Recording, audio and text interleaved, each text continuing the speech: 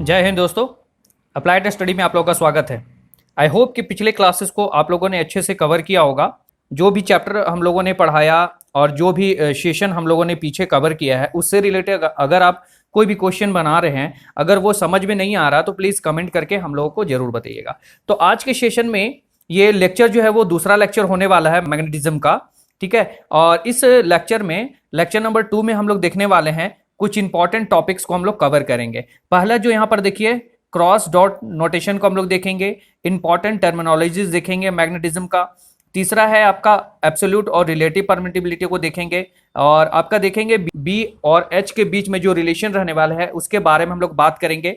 फिर classification of magnetic and non magnetic material को देखेंगे।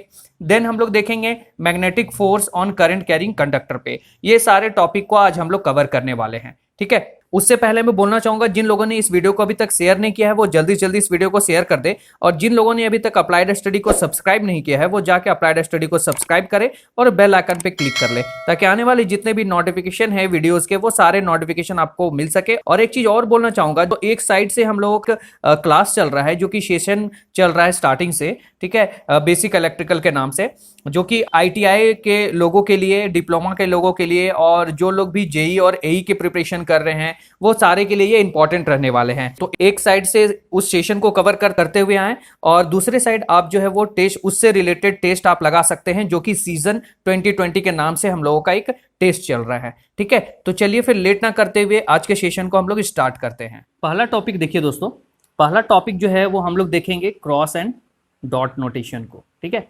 तो होता क्या है कि जब कभी किसी भी सर्किट में इलेक्ट्रिक करंट फ्लो करता है, और उस इलेक्ट्रिक करंट फ्लो होने के बाद जब उसमें मैग्नेटिक इफेक्ट उसमें प्रोड्यूस होता है, तो उस सर्किट में हम लोग को जानना जरूरी हो जाता है कि उसमें करंट किधर से फ्लो कर रहा है। अगर हम लोग इधर से देख रहे हैं तो करंट जो है वो करंट है वो हमसे दूर जा रहा है या फिर हमारे तरफ आ रहा है, ये जानना जरूरी हो जाता है।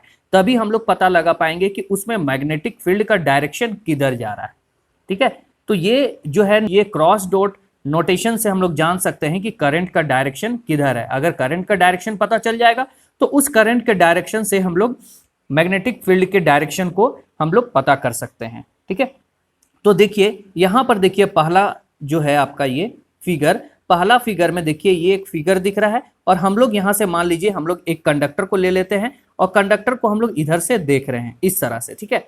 तो अगर यहां पे अगर करंट इधर फ्लो कर रहा है तो इसको हम लोग, अगर जिधर से हम लोग देख रहे हैं और करंट हमसे दूर जा रहा है तो वहां पे हम लोग क्रॉस का साइन देंगे, ठीक है। वही यहाँ पे फिगर 2 में देखिए कि हम लोग इधर देख रहे हैं और यहाँ पे करंट क्या हो रहा है, हमारी तरफ आ रहा है। तो अगर हम लोग इधर से देख रहे हैं और करंट हमारी तरफ आ रहा है तो उसको हम लोग डॉट से दिखाते हैं। एक एग्जाम्पल, जैसे रेलवे में आप लोगों ने देखा होगा कि रेलवे अगर इधर से जा रहा है, ठीक है, रेलवे का बोगी अगर इधर से जा रहा है तो उसके पीछे में क्रॉस का साइन ऐसे आपको लोग देखे होंगे, यहाँ व्हील रहता है, ठीक है। तो यहाँ पे देखे होंगे उस बोगी में, उस बोगी के पीछे तरफ क्या होता है, क्रॉस का साइन होता है इस तरह से।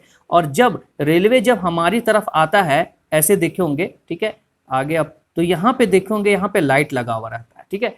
तो सामने से आता हुआ ट्रेन किस तरह दिखता है, सामने से आता हुआ ट्रेन हम लोग को दिखता है, आगे यहाँ पे डॉट देखे होंगे वो हम लोग के तरफ आ रहा है। तो अगर करंट हम लोग के तरफ आ रहा है तो उसको हम लोग डॉट से दिखाएंगे, यानी हम लोग के तरफ आ रहा है। ये देख रहे हैं ट्रेन का बोगी अगर हम लोग के तरफ आ रहा है तो उसके ऊपर का डॉट, जो ऊपर जो लाइट लगा हुआ रहता है वो हम लोग को दिखता है रेड कलर का, तो वो हम लोग को पता चलता है कि वो ट्रेन जो है वो हमारी तरफ आ रहा है। लेकिन अगर वो बोगी अगर हम लोग से दूर जा रहा है तो उसके पीछे क्रॉस का साइन दिखते होंगे हम, ठीक है। तो ये याद करने का तरीका है। अगर हम लोग यहां से देख रहे हैं, ठीक है, अगर इधर से हम लोग देख रहे हैं, अगर कोई भी करंट हमारी तरफ आ रहा है तो उसको हम लोग किससे दिखाएंगे, डॉट से। अगर हम लोगों से दूर जा रहा है तो उसको हम लोग किससे दिखाएंगे, क्रॉस से दिखाएंगे, ठीक है। ये याद रखिएगा। तो क्रॉस डॉट का इतना ही काम है कि अगर हम लोग के नजर से अगर वो दूर जा रहा है तो उसको हम लोग क्रॉस से दिखाते हैं, और हम लोग की तरफ आ रहा है तो उसको हम लोग डॉट से दिखा रहे हैं, ठीक है। ये समझ गए। दूसरी बात, अगर यहां पर देखिए कि ये हम लोग यहां पे देख रहे हैं और यहां से करंट जो है वो इस तरफ जा रहा है। अगर करंट इस तरफ जा रहा है तो थंब का डायरेक्शन क्या होगा, थंब का डायरेक्शन भी इधर ही होगा, और जो फिंगर, चारों फिंगर का डायरेक्शन क्या होगा, चारों फिंगर का डायरेक्शन जो वो इधर से ऐसे होके आएगा, ठीक है। तो मैग्नेटिक फील्ड का डायरेक्शन क्या हो गया, यहाँ मैग्नेटिक फील्ड का डायरेक्शन हो गया क्लॉकवाइज, ठीक है, क्लॉकवाइज हो गया। वही यहाँ पर देखिए हम लोग देख रहे हैं, और करंट क्या हो रहा है, हमारी तरफ आ रहा है। तो जब हमारी तरफ करंट आ रहा है तो थंब का डायरेक्शन क्या होगा, थंब का डायरेक्शन भी कुछ इसी तरह होगा। थंब का डायरेक्शन, अगर थंब राइट हैंड थंब को अगर हम लोग इधर रखेंगे नीचे की तरफ, अपनी तरफ दिखाएंगे ऐसे करके, तो चारों फिंगर किधर की ओर आएगा, चारों फिंगर कुछ इस तरह से दिखाएगा और इधर से होके आएगा ऐसे, ठीक है। तो जो मैग्नेटिक फील्ड का डायरेक्शन होगा वो आपका एंटी क्लॉकवाइज होगा, ठीक है, ये जान गए। तो इस तरह से हम लोग नोटेशन देख के, क्रॉस डॉट देख के हम लोग पता करेंगे करंट का डायरेक्शन किधर है, और हम लोग उससे डिनोट करेंगे।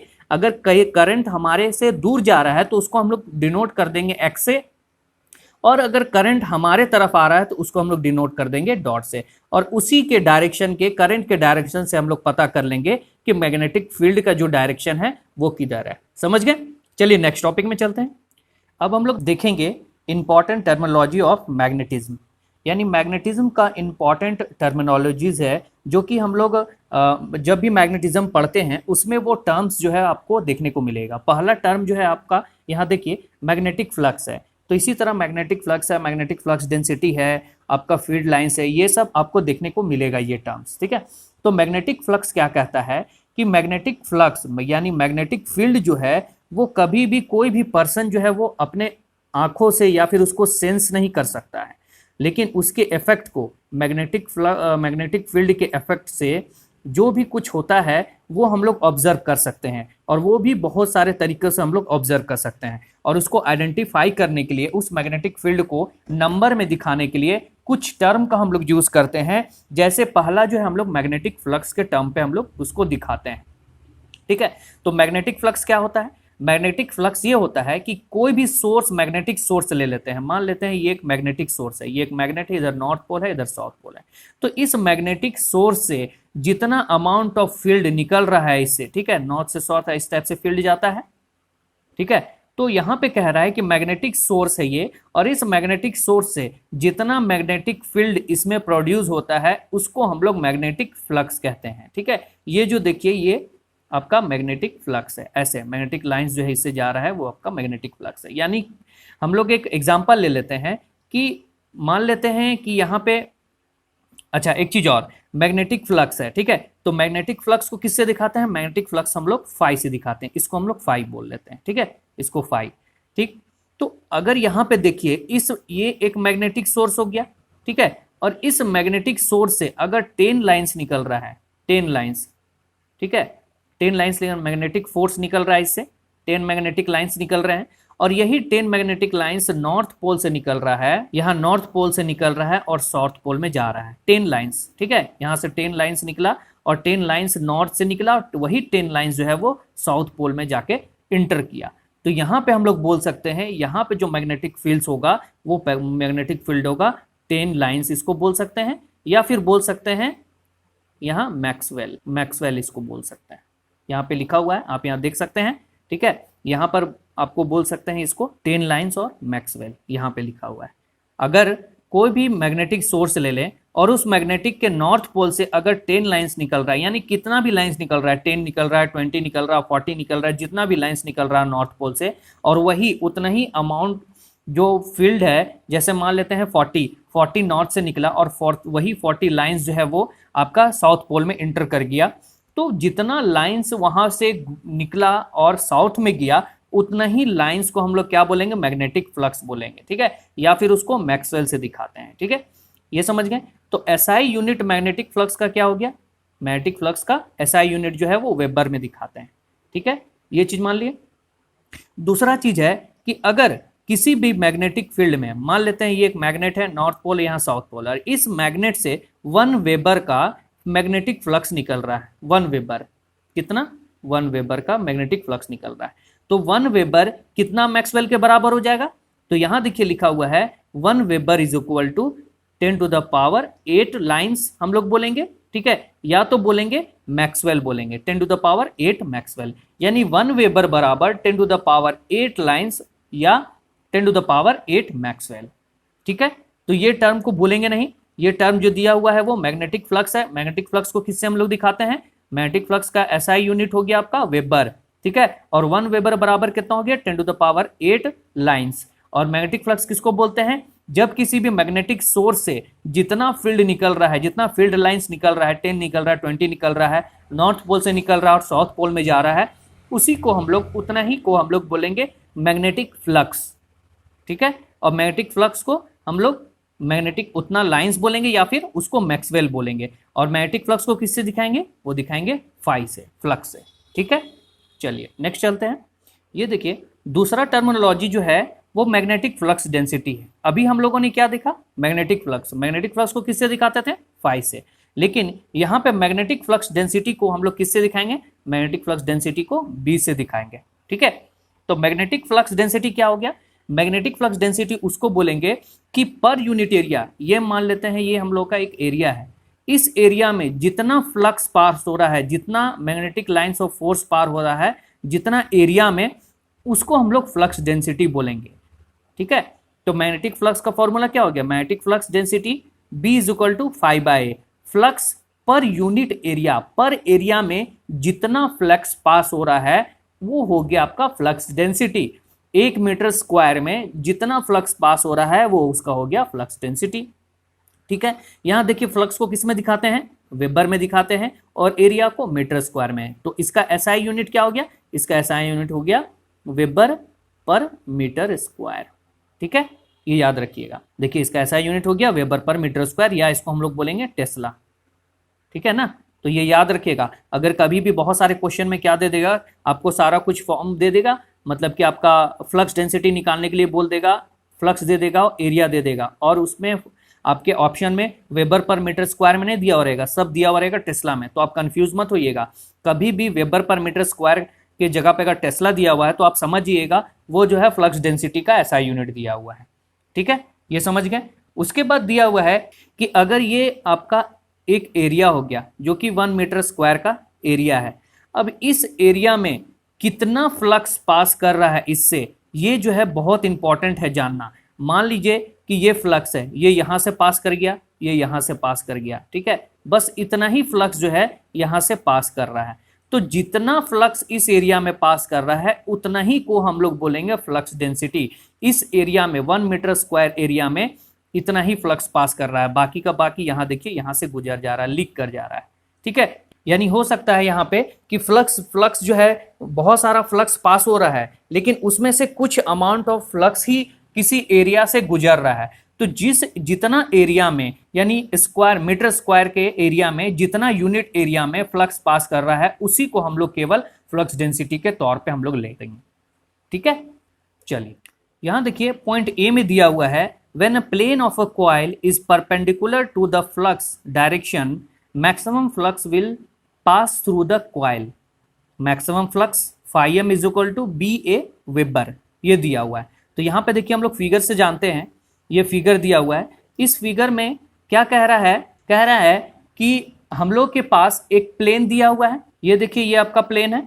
ठीक है, और ये प्लेन एरिया अगर किसी भी मैग्नेटिक फ्लक्स से, ठीक है, अगर परपेंडिकुलर हम लोग रखते हैं, किसी भी मैग्नेटिक फील्ड में परपेंडिकुलर रखते हैं, ये आपका मैग्नेटिक फ्लक्स हो गया, और इसमें हम अगर परपेंडिकुलर रखते हैं तो वहां पे मैक्सिमम फ्लक्स जो है यहाँ पे कट होगा, मैक्सिमम फ्लक्स कट होगा। ठीक है, तो इसके कारण से यहाँ पे हम लोग बोल सकते हैं यहाँ पे जो है मैक्सिमम फ्लक्स हम लोग को देखने को मिलेगा। और इसका फॉर्मूला क्या हो जाएगा, मैक्सिमम फ्लक्स के लिए φm = BA वेबर। ठीक है, B हो गया आपका फ्लक्स, ठीक है, फ्लक्स डेंसिटी हो गया B, और A हो गया आपका एरिया, तो ये हो गया मैक्सिमम फ्लक्स। ठीक है, तो एक एग्जांपल यहां पे दिया हुआ था। पहला पॉइंट क्या कहता है, यहां पे देखिए पहला पॉइंट दिया हुआ है कि जब कोई एक प्लेन, एक परपेंडिकुलर मान लेते हैं कि कोई एक फ्लक्स है, ठीक है, और वहां पे उस फ्लक्स में अगर उस प्लेन को हम लोग परपेंडिकुलर रखते हैं तो वहां पे मैक्सिमम फ्लक्स हम लोग को मिलेगा।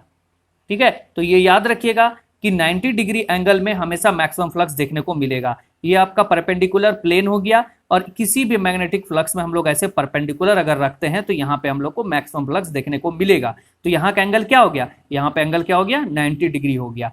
और इसका मैक्सिमम फ्लक्स का फॉर्मूला क्या हो गया, φm = BA वेबर। ठीक है, ये याद रखिएगा। तो मैक्सिमम फ्लक्स के लिए एंगल क्या हो गया, 90 डिग्री हो गया। पॉइंट बी क्या कहता है, when plane of a coil is parallel to the flux direction no flux will passes through the coil, this is minimum flux position. मतलब कहता है, अभी हम लोगों ने देखा कि ये फ्लक्स लाइन है और इसके हम लोग परपेंडिकुलर अगर कोई हम लोग प्लेन्स को रखते हैं कोई भी कंडक्टर को, तो यहाँ पे हम लोग को मैक्सिमम फ्लक्स मिलता है। लेकिन पॉइंट बी कहता है कि ये फ्लक्स डायरेक्शन है, ठीक है, और इस फ्लक्स के डायरेक्शन में अगर हम लोग किसी भी प्लेन को इसे पैरेलल ही रखते हैं तो वहां पे कोई भी फ्लक्स कट नहीं होगा। ठीक है, मान लेते हैं यहाँ पे बहुत सारा फ्लक्स ऐसे जा रहा है, ठीक है, ये फ्लक्स है और इस फ्लक्स में ही हम लोग उस प्लेन को हम लोग ऐसे ही पैरेलल ही हम लोग यहाँ पे उस प्लेन को रख देते हैं ऐसे, ठीक है। तो पैरेलल रख दिए तो यहाँ पर देखेंगे कि कोई भी फ्लक्स उस परपेंडिकुलर प्लेन के द्वारा कट नहीं होता है। तो अगर उस प्लेन के द्वारा उस मैग्नेटिक फ्लक्स को वो मैग्नेटिक फ्लक्स टच नहीं करेगा, कट नहीं होगा, तो वहां पे फ्लक्स जो होगा वो मिनिमम होगा, एकदम मिनिमम, ठीक है। तो पॉइंट बी यही कहता है। पॉइंट सी में दिया हुआ है कि when the plane of a coil is incline at a angle theta, यहाँ पे थीटा होगा, ठीक है, ये थीटा डिग्री है, to the flux direction the flux through the coil. मतलब यहाँ पे कह रहा है कि अगर कोई प्लेन ले लें और वो प्लेन जो है उस फील्ड के कुछ एंगल में अगर रखा गया है तो वहां पे फ्लक्स क्या होगा, फ्लक्स डेंसिटी क्या होगा। तो ये यहाँ पे देखिए ये प्लेन रखा हुआ है इस तरह से, ठीक है, ये यहाँ पे फ्लक्स डेंसिटी हो गया बी, और यहाँ पे प्लेन जो है वो कुछ एंगल में ऐसे रखा हुआ है, ठीक है, और इसके बीच का एंगल क्या हो गया, थीटा डिग्री। तो यहाँ पे जो फ्लक्स होगा वो फाई होगा, phi is equal to B A sine theta weber. कुछ थीटा डिग्री से यहाँ पे इंक्लाइन किया हुआ है, यहाँ पे रखा हुआ है कुछ डिग्री से, ठीक है। यहाँ पे मान लेते हैं यहाँ पे ऐसे डिग्री रखा हुआ है, या ऐसे इतना डिग्री पे रखा हुआ है, या फिर इतना डिग्री पे रखा हुआ है, या फिर इतना डिग्री पे रखा हुआ है। जिस डिग्री पे रखा हुआ है उतना साइन के साथ उतना डिग्री लगा देंगे, और जितना मैग्नेटिक फील्ड होगा वो बी लिख देंगे मैग्नेटिक फ्लक्स, और जितना एरिया है एरिया लिख देंगे। उससे हम लोग मल्टीप्लीकेशन करेंगे तो हम लोग का फ्लक्स निकल के आ जाएगा, ठीक है। तो यहाँ पे 3 टर्म हम लोग देखें।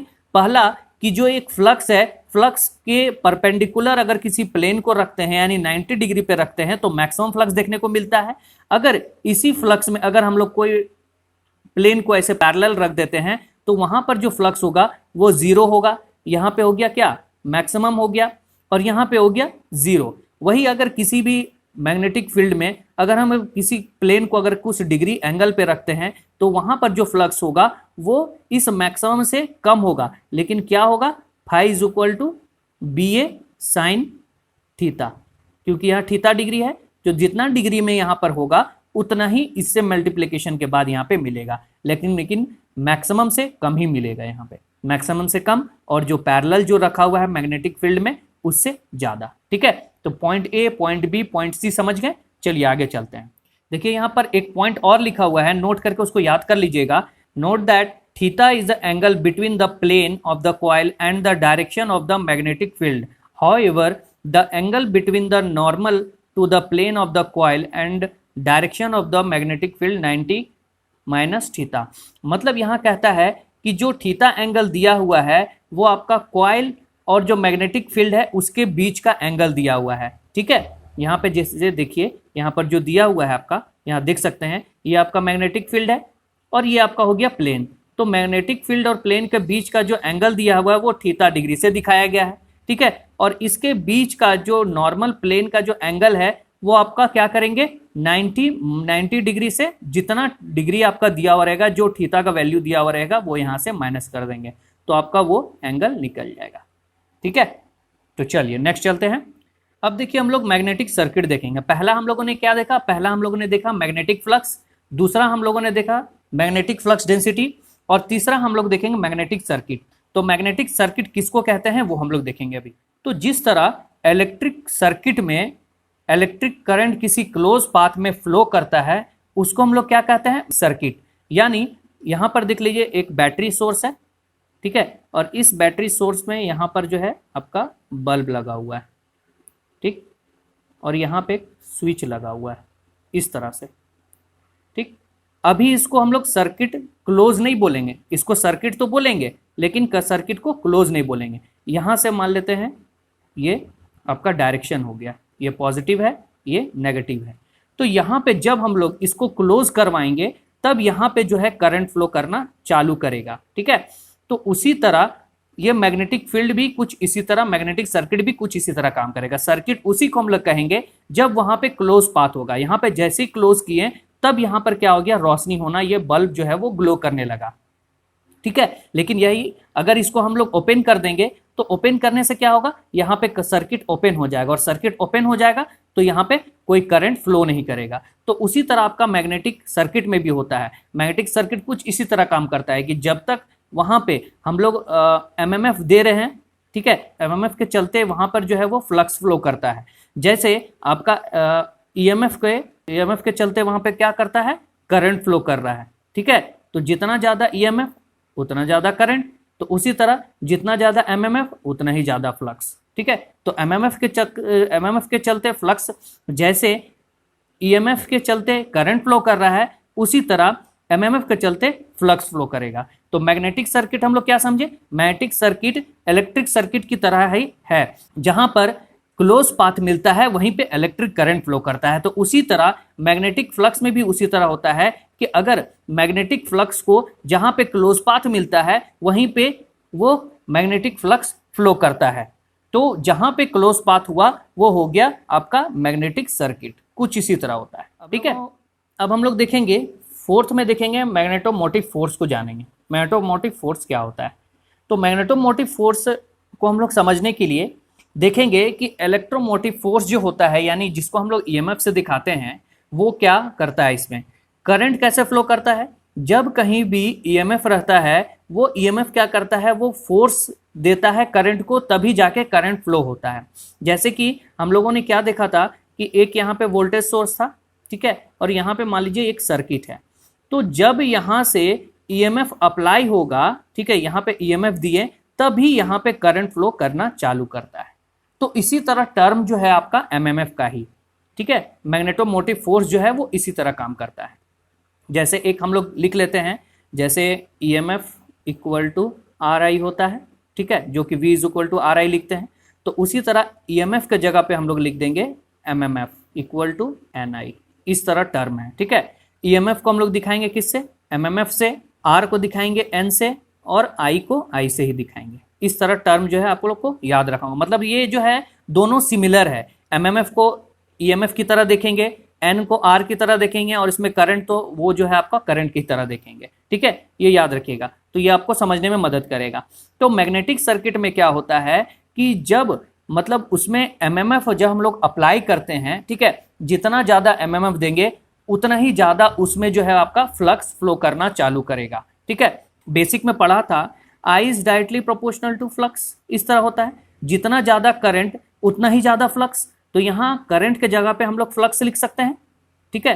तो यहाँ पे हो जाएगा आपका, इसको यहाँ पे हम लोग मान लेते हैं फ्लक्स, ऐसे, ठीक है। तो जितना ज्यादा एमएमएफ देंगे उतना ही ज्यादा फ्लक्स फ्लो करेगा, ठीक है। यानी यहाँ पे ईएमएफ के चक्कर में, इस जगह पे ईएमएफ के चक्कर में करंट फ्लो कर रहा है, और यहाँ पे एमएमएफ के चक्कर में फ्लक्स फ्लो कर रहा है। तो कुछ इलेक्ट्रिक सर्किट की तरह ही जो है वो आपका मैग्नेटिक सर्किट काम करता है, ठीक है। अगर हम लोग को किसी भी सर्किट में एमएमएफ जानना है कि कितना है, तो वहां सबसे पहले क्या करेंगे, हम लोग देखेंगे कि उस सर्किट में कितना नंबर ऑफ टर्न्स है, ठीक है। तो नंबर ऑफ टर्न्स हम लोग जान लेंगे, नंबर ऑफ टर्न्स को किससे दिखाएं, एन से, और कितना करंट फ्लो कर रहा है वो हम लोग लिख लेंगे।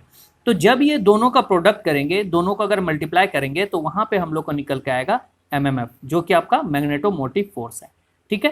तो ये हो गया टर्न्स पे, हमको इसको दिखाते हैं, टर्न्स में दिखाते हैं, और करंट को हम लोग किस में देखते हैं, एम्पियर में देखते हैं, ठीक है। तो इसका क्या हो गया, इसको हम लोग दिखाएंगे एमएमएफ को, जो यूनिट हो गया वो हो गया आपका एम्पियर टर्न, ठीक है। एमएमएफ जो हो गया वो एनआई हो गया, और इसको हम लोग दिखाते हैं एम्पियर टर्न, इस तरह से दिखाते हैं, ठीक है, ये याद रखिएगा। जिस तरह से अभी हम लोग देखे थे कि जिस तरह से इलेक्ट्रिक सर्किट में कोई करंट काम करता है, उसी तरह मैग्नेटिक सर्किट में फ्लक्स उसी तरह काम करता है। जैसे यहाँ पे एक सर्किट देखिए, सर्किट में यहाँ ईएमएफ हम लोग अप्लाई कर रहे हैं, जितना ज्यादा ईएमएफ अप्लाई करेंगे उसी हिसाब से करंट यहाँ पे फ्लो करेगा, ठीक है। यानी ये ईएमएफ के चक्कर में ईएमएफ जो है इसको फोर्स दे रहा है, तभी ये करंट जो है यहाँ पे फ्लो कर रहा है। उसी तरह मैग्नेटिक सर्किट में यहाँ पर देखिए, मैग्नेटिक सर्किट में जितना ज्यादा यहाँ एमएमएफ देंगे, जितना ज्यादा यहाँ से फोर्स देंगे एमएमएफ का, उतना ही ज्यादा यहाँ पे फ्लक्स फ्लो करेगा। ठीक है, वैसे हम लोग एक फॉर्मूला में हम लोग देखे थे ही, एमएमएफ क्या होता है, MMF is equal to N I. ठीक है, और I is directly proportional to phi, तब यहाँ पर क्या हो जाएगा, MMF is equal to N phi. ऐसे हम लोग लिख लेंगे N phi. I is directly proportional to क्या होता है, फाई होता है। तो जितना ज्यादा एमएमएफ उतना ही ज्यादा फ्लक्स, ये याद रखिएगा। उसी तरह ईएमएफ में भी होता है। तो उसी तरह एमएमएफ मैग्नेटोमोटिव फोर्स, जितना ज्यादा मैग्नेटोमोटिव फोर्स देंगे उतना ही ज्यादा फ्लक्स इसमें फ्लो करेगा। ठीक है, यहाँ पर सारा कुछ पॉइंट आपका दिया हुआ, यहाँ पर देख सकते हैं। The greater the MMF in the magnetic circuit, the greater is the magnetic flux in the magnetic circuit and vice versa. Magnetomotive force is like electromotive force. Magnetomotive force जो होता है वो इलेक्ट्रोमोटिव फोर्स की तरह होता है। अब देखते हैं हम लोग पॉइंट 5 में। पॉइंट 5 में हम लोग क्या जानेंगे, magnetic field intensity. Magnetic field intensity के बारे में हम लोग जानेंगे। मैग्नेटिक फील्ड इंटेंसिटी को हम लोग किससे दिखाते हैं, एच से दिखाते हैं। ठीक है, अभी हम लोगों ने देखा था मैग्नेटिक फ्लक्स डेंसिटी के बारे में। तो मैग्नेटिक फ्लक्स डेंसिटी में क्या होता है कि पर यूनिट एरिया में, यानी मीटर स्क्वायर में, 1 मीटर स्क्वायर में कितना फ्लक्स उससे पास कर रहा है, जितना फ्लक्स पास होगा वो उतना ही फ्लक्स को हम लोग क्या बोलते थे, मैग्नेटिक फ्लक्स डेंसिटी बोलते थे। लेकिन यहाँ पे मैग्नेटिक फ्लक्स इंटेंसिटी में क्या होता है कि पर यूनिट लेंथ में, यानी 1 मीटर में, वहां पे मीटर स्क्वायर था, यहाँ पे पर यूनिट लेंथ में यानी 1 मीटर में जितना फील्ड पास हो रहा है वो आपका हो गया मैग्नेटिक फील्ड इंटेंसिटी। ठीक है, यहाँ पे लिखा हुआ है magnetic field intensity is magnetomotive force. Magnetic field intensity जो है आपका मैग्नेटोमोटिव फोर्स है, और वो पर यूनिट लेंथ में यहाँ पे क्या फॉर्मूला हो जाएगा, H is equal to M M F by L. वहां पे क्या था मैग्नेटिक फ्लक्स डेंसिटी में, B is equal to phi by A, यानी पर यूनिट यहाँ क्या था, वेबर पर मीटर स्क्वायर। कितना मीटर स्क्वायर में कितना फ्लक्स पास कर रहा है वो बताता था मैग्नेटिक फ्लक्स डेंसिटी। लेकिन मैग्नेटिक फ्लक्स इंटेंसिटी H में क्या है कि एमएमएफ, यानी magnetomotive force per unit length में, यानी मीटर में कितना एमएमएफ पार कर रहा है, वो आपका बता रहा है मैग्नेटिक फील्ड इंटेंसिटी को। और इस मैग्नेटिक फील्ड इंटेंसिटी को हम लोग क्या कहेंगे, मैग्नेटोमोटिव फोर्स भी बोलेंगे। ठीक है, जो कि आपका आगे जब हम लोग ट्रांसफार्मर वगैरह पढ़ेंगे उसमें ये टर्म जो है आपको देखने को मिलेगा। ठीक है, तो ये याद रखिएगा, मैग्नेटिक फील्ड इंटेंसिटी को हम लोग किससे दिखाते हैं, एच से दिखाते हैं। ये याद रखिएगा, रिप्रेजेंट बाय एच। ठीक है, और इसको मैग्नेटिक फील्ड इंटेंसिटी को हम लोग क्या कहते हैं, मैग्नेटाइजिंग फोर्स कहते हैं। ये याद रखिएगा, मैग्नेटाइजिंग फोर्स। तो यहाँ पे देखिए H is equal to M M F by L दिया हुआ है। तो एम एम एफ के जगह पे क्या होता है, एम एम एफ का फॉर्मूला मैंने बताया था, M M F is equal to N I बताया था। ठीक है, तो एम एम एफ के जगह पे यहाँ पे एन आई हो गया, बाई एल तो आपका दिया हुआ है। तो H का क्या हो गया यूनिट, H हो गया आपका N I by L. N हो गया क्या, एन आई का क्या निकला था, एम्पियर टर्न निकला था। ठीक है, और लेंथ हो गया आपका मीटर। तो ये आपका निकल गया क्या, मैग्नेटिक फील्ड इंटेंसिटी का एम्पियर टर्न पर मीटर। ठीक है, और मैग्नेटिक फ्लक्स डेंसिटी का क्या था, मैग्नेटिक फ्लक्स डेंसिटी का B is equal to phi by A था। तो यह हो गया वेबर पर मीटर। तो उसी तरह यहाँ पे हो गया H is equal to M M F by L. तो एम एम एफ के जगह पे एन आई हो गया बाई एल, एन आई का हो गया एम्पियर टर्न बाई मीटर। ठीक है, अभी हम लोगों ने बहुत सारे टर्मिनोलॉजीज को देखा। अब हम लोग देखेंगे एब्सोल्यूट और रिलेटिव परमिबिलिटी के बारे में। ठीक है, तो पहले जानेंगे परमिबिलिटी क्या होता है। तो किसी भी मटेरियल में जितना मैग्नेटिक फ्लक्स पास कर रहा है, यानी मैग्नेटिक फ्लक्स का कंडक्टिविटी होने दे रहा है, उसको हम लोग बोलेंगे परमिबिलिटी। यानी परमिबिलिटी कहने का मतलब है परमिशन देना, परमिबल उसको देना, परमिशन देना, ताकि वो उसमें इजीली पास हो सके। ठीक है, कोई मटेरियल ले लेते हैं और उस मटेरियल में अगर यहाँ से मान लेते हैं कि ये बहुत सारा लाइन्स है और इस लाइन्स में केवल 3 लाइन ही पास हो रहा है, यानी इसका इस मटेरियल का परमिबिलिटी कम है। अगर कोई एक मान लेते हैं कंडक्टर है और उसमें सारा का सारा मैग्नेटिक फ्लक्स पास हो जा रहा है, तो उसको मान लेंगे हम लोग उस मटेरियल का परमिबिलिटी बहुत ज़्यादा हाई है। ठीक है, तो जितना ज़्यादा परमिबिलिटी होगा उतना ही ज़्यादा मैग्नेटिक फ्लक्स उससे पास करेगा। यानी कह सकते हैं कि जितना ज़्यादा उस मटेरियल का परमिबिलिटी होगा उतना ही ज़्यादा वो मैग्नेटिक फ्लक्स का कंडक्टिविटी होता रहेगा। ठीक है, जितना कम होगा उतना कम। समझ गए। दूसरा पॉइंट कहता है कि एयर और वैक्यूम जो है वो मैग्नेटिक फ्लक्स के लिए पुअर कंडक्टर के तौर पे काम करता है। ठीक है, तो उसको हम लोग किससे दिखाते हैं, एयर और वैक्यूम का पुअर कंडक्टर का परमिबिलिटी जो है उसको दिखाते हैं हम लोग, इसका एब्सोल्यूट और एक्चुअल परमिबिलिटी जो होता है वो म्यू नॉट से दिखाते हैं। ठीक है, इसको हम लोग बोलते हैं म्यू नॉट, जो कि ग्रीक लेटर में लिखा जाता है। ठीक है, ये म्यू नॉट है। और एयर और वैक्यूम का म्यू नॉट क्या हो गया, एयर और वैक्यूम का जो एब्सोल्यूट या फिर उसको हम लोग बोलते हैं एक्चुअल परमिबिलिटी, जो कि उसमें एक्चुअल उसका परमिबिलिटी होता है। ठीक है, उसको हम लोग दिखाते हैं 4 pi into 10⁻⁻⁷ Henry per metre. तो यहाँ एयर और वैक्यूम का क्या म्यू नॉट हो गया, यानी एक्चुअल या एब्सोल्यूट परमिबिलिटी हो गया 4 pi into 10⁻⁻⁷ Henry per metre. ठीक है, ये आपका हो गया किसका, एयर और वैक्यूम का।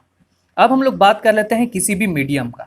यहाँ पे अगर हम लोग ले लेते हैं एयर के जगह पे कोई एक मीडियम ले लेते हैं, यानी मैग्नेटिक मटेरियल ले लेते हैं, और उस मैग्नेटिक मटेरियल का अगर परमिबिलिटी यानी एब्सोल्यूट या एक्चुअल परमिबिलिटी, इसको हम लोग किससे दिखाएंगे, म्यू से दिखाएंगे। एयर का हम लोग किससे दिखा रहे थे, एक्चुअल और एब्सोल्यूट परमिबिलिटी किससे दिखा रहे थे, एयर का वो म्यू नॉट से दिखा रहे थे। वही अगर बीच में कोई मटेरियल ले लेते हैं एयर को हटा के, तो उस मैग्नेटिक मटेरियल का एक्चुअल और एब्सोल्यूट परमिबिलिटी किसको दिखाएंगे हम लोग, वो हम लोग दिखाएंगे म्यू से दिखाएंगे। ठीक है, और ये म्यू जो होता है वो म्यू नॉट से बड़ा होता है। यानी हम लोग अभी पढ़े कि एयर और वैक्यूम जो है वो मैग्नेटिक फ्लक्स को पास नहीं होने देता है, वो पुअर कंडक्टर होता है मैग्नेटिक फ्लक्स के लिए।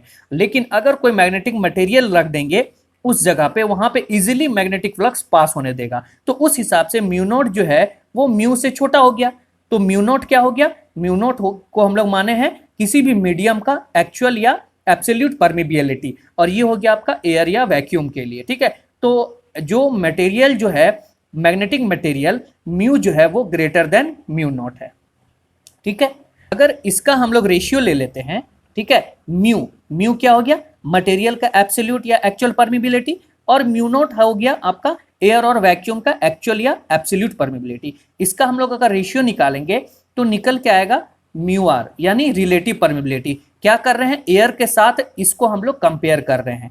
तो कंपेयर करने के लिए क्या करेंगे हम लोग, एक एयर को लेंगे और एयर से किसी भी मटेरियल को कंपेयर करेंगे, तो आपका निकल के आएगा रिलेटिव परमिबिलिटी। उसको हम लोग किसका दिखाते हैं, म्यू आर से दिखाते हैं। तो इसका फॉर्मूला यहाँ पे निकल के आया, आप यहाँ देख सकते हैं, mu R is equal to mu by mu naught. ठीक है, तो यहाँ पे देखिए म्यू को दिखाया गया है एब्सोल्यूट और एक्चुअल परमिबिलिटी ऑफ मटेरियल। लेकिन अगर एयर और वैक्यूम का बात करें, उसका हम लोग एक्चुअल और एब्सोल्यूट परमिबिलिटी किसको दिखाते हैं, म्यू नॉट से दिखाते हैं। और इन दोनों का जब रेशियो निकालते हैं तो हम लोग को पता चलता है रिलेटिव परमिबिलिटी मटेरियल का, जो कि आपका म्यू आर है। ठीक है, समझ गए। देखिए यहाँ पे दिया हुआ है कि एयर या वैक्यूम का जो रिलेटिव परमिबिलिटी होता है, यानी म्यू आर जो होता है वो 1 होता है। ठीक है, अभी हम लोगों ने देखा रिलेटिव परमिबिलिटी क्या होता था, relative permeability mu R is equal to mu by mu naught था। ठीक है, ये टर्म ये म्यू नॉट है, ये टर्म जो है वो समझाऊंगा तो कुछ ज़्यादा ये वीडियो लंबा हो जाएगा, वो सब जानना नहीं है। लेकिन ये टर्म को केवल आप याद रखिए कि म्यू आर जो होता है, रिलेटिव परमिबिलिटी जो होता है एयर का, वो 1 होता है। लेकिन अगर हम लोग एक्चुअल या एब्सोल्यूट परमिबिलिटी की बात करें, जो कि म्यू नॉट है, वो कितना है 4 pi into 10⁻⁷ henry per metre था। ठीक है, इस तरह था। लेकिन अगर रिलेटिव परमिबिलिटी की बात करें, किसका, एयर या वैक्यूम का, ठीक है, एयर या वैक्यूम का अगर हम रिलेटिव परमिबिलिटी का बात करें तो उसका वैल्यू जो होता है वो 1। ये याद रखने वाली चीज है, हमेशा याद रखिएगा ये चीज को, ये क्वेश्चन में पूछा गया है। और म्यू नॉट क्या हो गया एयर और वैक्यूम का, 4 pi into 10⁻⁷ henry per metre. ठीक है, लेकिन अगर हम लोग बात करें रिलेटिव परमिबिलिटी का सारे नॉन मैग्नेटिक मटेरियल के लिए, उसका भी वैल्यू होता है 1 होता है। ये याद रखिएगा, जितना भी अगर मैग्नेटिक मटेरियल रहा तो उसका हम लोग कुछ और टर्म देखेंगे। अगर मैग्नेटिक मटेरियल नहीं है, सारा नॉन मैग्नेटिक मटेरियल, जैसे वुड हो गया, पेपर हो गया, ये सब नॉन मैग्नेटिक मटेरियल है, तो उसका रिलेटिव परमिबिलिटी जो होगा वो 1 होगा। एयर का जैसे रिलेटिव परमिबिलिटी 1 था, उसी तरह नॉन मैग्नेटिक मटेरियल का जो रिलेटिव परमिबिलिटी होगा वो भी 1 होगा। ठीक है, समझ गए। अब हम लोग देखते हैं कि रिलेटिव परमिबिलिटी, अभी हम लोग नॉन मैग्नेटिक मटेरियल का देखें, अब हम लोग देखेंगे कि अगर हम लोगों के पास मैग्नेटिक मटेरियल है तो उसका रिलेटिव परमेबिलिटी क्या होगा। तो रिलेटिव परमेबिलिटी क्या था, म्यू आर।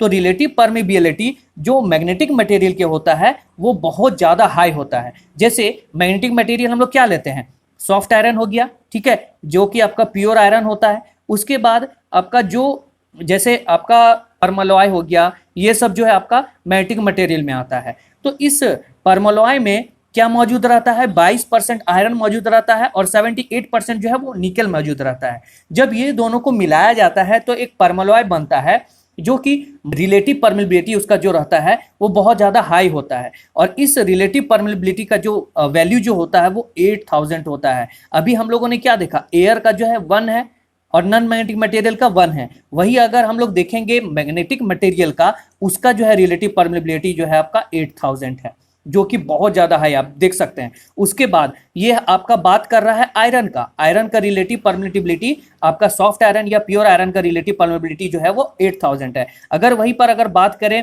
आपका परमलॉय का, जिसमें 22% अलॉय है और 78% निकल है, उसका जो रिलेटिव परमिटिबिलिटी होगा वो आपका 50000 निकल के आया। ठीक है, तो याद रखेगा ये चीज कि एयर और वैक्यूम का जो रिलेटिव परमिबिलिटी होगा वो 1 होगा और नॉन मैग्नेटिक मटेरियल का भी जो रिलेटिव परमिबिलिटी होगा वो भी 1 होगा। उसके बाद जो एक्चुअल और एब्सोल्यूट परमिबिलिटी होता है जो कि म्यू नॉट होता है, वो आपका एयर का जो है वो 4 pi into 10⁻⁻7 Henry per metre होता है। ठीक है, ये याद रखिएगा, तो ये टर्म को भूलेंगे नहीं। चलिए नेक्स्ट चलते हैं। अब हम लोग कॉन्सेप्ट देखेंगे रिलेटिव परमिबिलिटी का। तो रिलेटिव परमिबिलिटी में मैंने बताया था अभी, तो कंपेयर कभी भी करेंगे तो एयर से ही हम लोग कंपेयर करते हैं। तो रिलेटिव परमिबिलिटी कहने का मतलब ये है कि किसी से रिलेट करना। ठीक है, रिलेटिव परमिबिलिटी किसी से रिलेट करना। तो किससे हम लोग रिलेट करते हैं, एयर से रिलेट करते हैं। ठीक है, तो एयर से हम लोग रिलेट करेंगे और एयर से हम लोग जानेंगे कि एयर से अगर किसी मटेरियल को रिलेट कर रहे हैं तो रिलेटिव परमिबिलिटी उस मटेरियल का क्या निकल के आ रहा है। तो यहां पे देखिए फिगर 1 में देखिए कि एक मैग्नेट लिए, मैग्नेट का नॉर्थ पोल और साउथ पोल है। वो जो है मैग्नेट आप यहां पर देख सकते हैं, यहां फील्ड लाइन जो है पास हो रहा है यहां से। तो बीच में इसके कोई मीडियम नहीं रखा गया है, इसके बीच में जो नॉर्मल जो मीडियम है वो एयर है। तो यहां पर देखिए कुछ लाइंस पास हो रहा है। ठीक है, ये लाइंस जो है वो मैग्नेटिक जो मीडियम जो है वो एयर मीडियम से पास हो रहा है। अब इसी स्ट्रेंथ में जितना यही मैग्नेट फील्ड के बीच में हम लोग कोई सॉफ्ट आयरन का पीस को रख देते हैं जिसका रिलेटिव परमिबिलिटी जो है वो 8000 है। ठीक है, 8000 है। इसको हम लोग इसी रिंग को इस मैग्नेटिक फील्ड में रख देते हैं। तो यहां पे देखने वाला बात यह है कि यहां पर देखिए आपका यहां पे टोटल लाइंस जो आपका 7 लाइंस पास हो रहा है। ठीक है, लेकिन यहां पे देखिए यहां पर इसमें बहुत ज्यादा लाइंस जो है इससे पास होने को आप देख सकते हैं। यहां पर सारा लाइंस जो है इससे पास होगा। तो कहने का मतलब यह है कि रिलेटिव परमिबिलिटी यानी एयर से अगर रिलेट करें ये मैग्नेटिक मटेरियल को, तो ये जो है एयर से बहुत ज्यादा इसमें मैग्नेटिक मटेरियल होने के कारण से इसमें बहुत ज्यादा फ्लक्स पास हो रहा है। यानी कितना टाइम्स, 8000 टाइम्स एयर से ज्यादा। ठीक है, तो उस एयर का मीडियम अगर हम लोग किसी मैग्नेटिक मटेरियल के बीच में यानी मैग्नेटिक फील्ड के बीच में अगर हम लोग एयर मीडियम रखते हैं तो उसमें बहुत कम मैग्नेटिक फ्लक्स पास होगा। वही अगर उसके बीच में अगर कोई मैग्नेटिक मटेरियल रख लेते हैं तो उसमें बहुत ज्यादा मैग्नेटिक फ्लक्स पास होने देगा। नॉर्थ पोल से साउथ पोल जो मैग्नेटिक फ्लक्स पास होगा वो बहुत ज्यादा पास होगा। ठीक है, कितना, तो 8000 टाइम्स। ठीक है, तो समझ गए कि यहां देखिए एक पॉइंट दिया हुआ है, due to high relative permeability of magnetic material that is iron, steel and other magnetic alloy, they are widely used for the core of the electromagnetic equipments. मतलब यहाँ कहने का बात यह है कि रिलेटिव परमिबिलिटी हाई होने के कारण से उस मटेरियल का यूज जो है हम लोग इलेक्ट्रोमैग्नेटिक इक्विपमेंट्स में करते हैं। और मैग्नेटिक मटेरियल जो होता है वो आयरन, स्टील या अदर मैग्नेटिक अलॉय से बना हुआ रहता है जिसका रिलेटिव परमिबिलिटी बहुत ज़्यादा हाई होता है। और रिलेटिव परमिबिलिटी बहुत ज़्यादा हाई होने के कारण से उसका यूज जो हम लोग इलेक्ट्रोमैग्नेटिक इक्विपमेंट्स में करते हैं। ठीक है, अभी कुछ समय पहले हम लोगों ने देखा था एमएमएफ के बारे में जाना था। एमएमएफ इज इक्वल टू क्या था, एनआई था। ठीक है, तो ये नंबर ऑफ टर्न्स जो है इसका कोई डायमेंशन नहीं होता है। वही एम्पियर, ये एम्पियर का एक डायमेंशन है। ठीक है, तो इस एम्पियर को बोले या फिर एम्पियर टर्न्स बोले, दोनों को जो हम लोग सेम मानते हैं। ठीक है, समझ गए। नेक्स्ट पॉइंट है, नेक्स्ट पॉइंट देखते हैं। नेक्स्ट पॉइंट कहता है कि जो एक्चुअल परमिबिलिटी या फिर जितना भी नॉन मैग्नेटिक मटेरियल का जो एब्सोल्यूट परमिबिलिटी होता है वो 4 pi into 10⁻⁷ henry per metre मानते हैं। जैसे एयर का एक्चुअल परमिबिलिटी क्या था, mu naught is equal to 4 pi into 10⁻⁷ henry per metre था। तो उसी तरह जितना भी नॉन मैग्नेटिक मटेरियल है, जैसे इससे तो एयर से तो आपका कोई भी मैग्नेटिक फील्ड पास नहीं होता है, तो उसी तरह जिस भी मटेरियल में मैग्नेटिक फ्लक्स पास नहीं होता है तो उसका जो एब्सोल्यूट या एक्चुअल परमिबिलिटी जो लेंगे उसका वैल्यू जो होगा mu naught is equal to 4 pi into 10⁻⁷ henry per metre. इसका भी यही वैल्यू लेंगे, चाहे आपका नॉन मैग्नेटिक मटेरियल हो या फिर आपका एयर हो, दोनों का जो एब्सोल्यूट परमिबिलिटी लेंगे वो इतना लेंगे। वही आपका रिलेटिव परमिबिलिटी क्या था, एयर का रिलेटिव परमिबिलिटी 1 था, और आपका अगर देखेंगे relative permeability non magnetic material का उसका भी 1 था। ठीक है, समझ गए।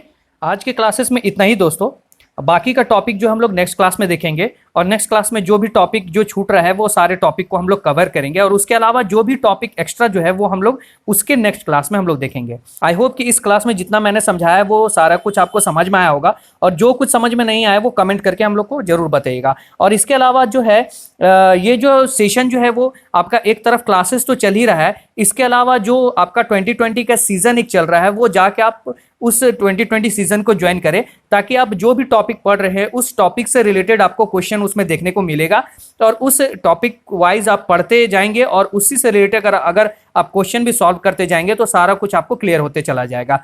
तो आप वो सेशन भी कीजिए। चलिए फिर हम लोग नेक्स्ट क्लास में मिलते हैं, और नेक्स्ट क्लास में अच्छे से फिर हम लोग नेक्स्ट टॉपिक को देखेंगे। तब तक के लिए आप घर पे रहें, सेफ रहें। थैंक यू, जय हिंद दोस्तों।